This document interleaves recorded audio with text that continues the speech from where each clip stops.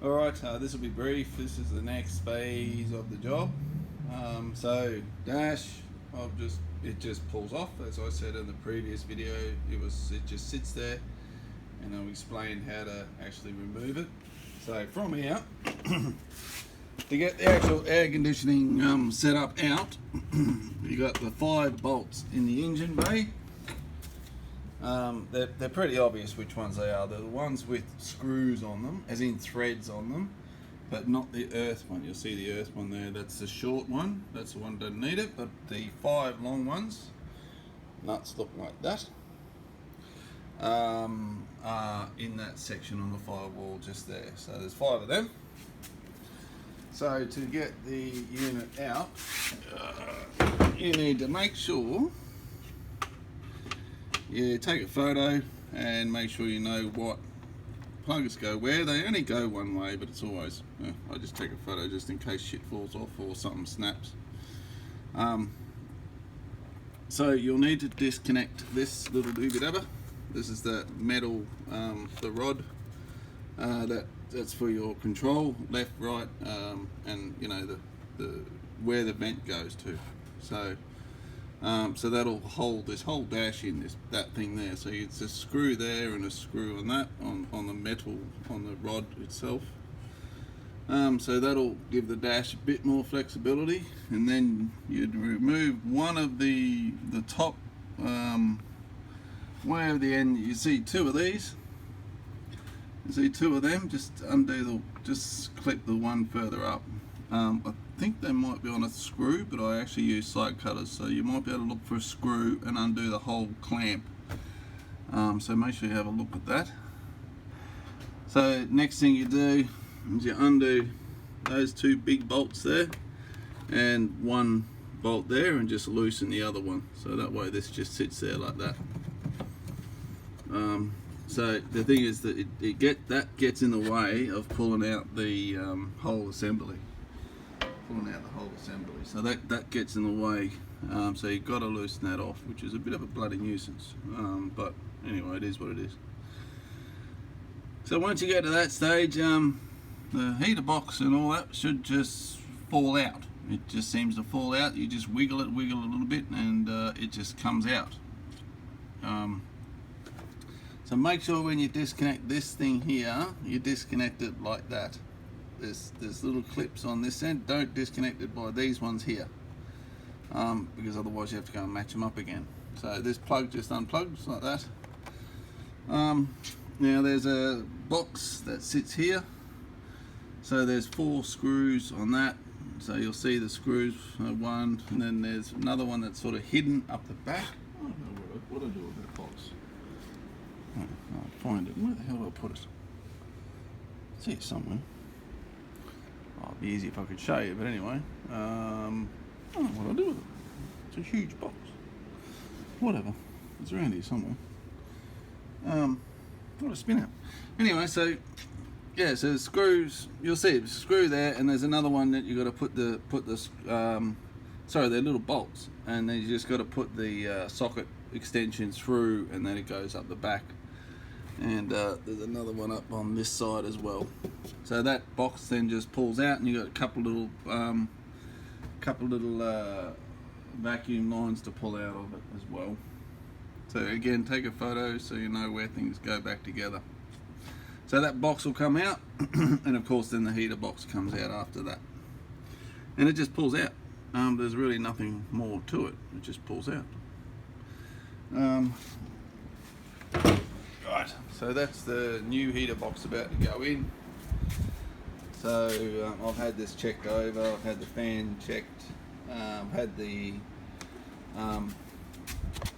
AC system vacuum tested, and also the pressure tested, the heater core set up. So had all that done. Now when you buy an aircon one, you'll see that there's the normal 2 lines here, like there is on all of them, but you'll also have your aircon wire. So that's your AC wire going off to your, I think, level switch, and then over to your compressor. So you'll just need to make sure you track that wire in, because that wire then's got to connect to your AC switch in your instrument panel. So you got to track that wire and make sure you connect to the right connect setup. It might be a loose wire somewhere in here, but I haven't looked yet. I'm not up to that bit. So yes, I think that's where I'm up to. So anyway, that's like phase 2, I suppose you could say. Yeah. Yeah. So really, that's where I'm up to.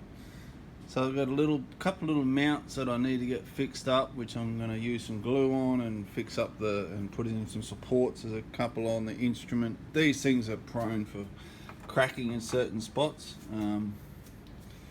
So you'll see this is the spare I've got. The fuse set up here cracks easy. You got to be real careful with these mounts. See these mounts here? This one's gone here. And oh, bugger me dead, so they're both gone. Yeah, so there you go.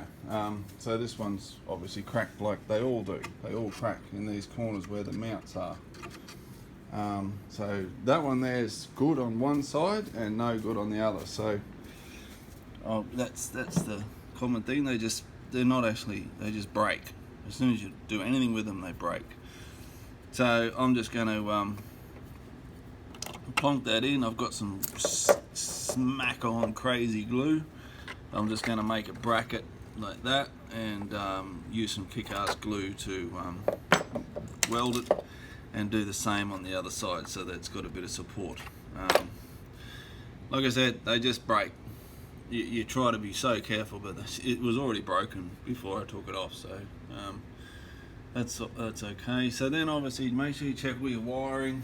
I don't know why, but it must be a little mousy or something in its part for years. You see there's a wire there that's broken for some reason, or it's been caught on or something. So make sure you have a look at everything. It might have been caught on something when I removed it.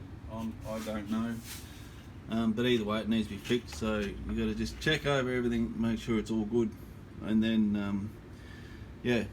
So the other thing, do a bit of rust treatment up the back there, up here where the things go out. So do a bit of rust treatment on that as a preventative measure, and then chuck some kill rust or something on it, just to make sure. These will be perfectly fine because there's no aircon yet, but there's about to be. So these I'm going to treat as well, and those I'm just going to treat on both sides as well. I've already treated the other side, so I don't need to do the other, but this side I will. Yeah, so that's pretty well what I need to do, and then I'll just put the new heater box in. I'll get all this insulation stuck on properly. I was just going to change, actually. You're right, I'm going to get rid of that. I'm going to use the proper insulation, the proper stuff, because that's old school, that stuff. So I'll put the proper insulation in wherever it went. Anyway, so yeah, so you know the silver stuff that I'll put on the engine bay, I'll do that on the other side. That way the firewall's really strong. Really good insulation on it then. So yeah. So then I've got my dash all worked out now. So which is good. So how I'm going to do the CB radios and all that, I've got the radios ready to go here. So that's the UHF and the old school CB. So it's a proper UHF setup. The aerials and all that, they're all sitting there ready to rock and roll. So yeah, got to do all that yet, and the aerial mounts and all that. So bit to do, but that's okay. And then I've got to clean up all the interior bits and pieces, but that's for another day. Today's just getting that dash sorted out. So no worries. I'll do the third stage of everything back together and see what else I can learn and pass on. Cheers.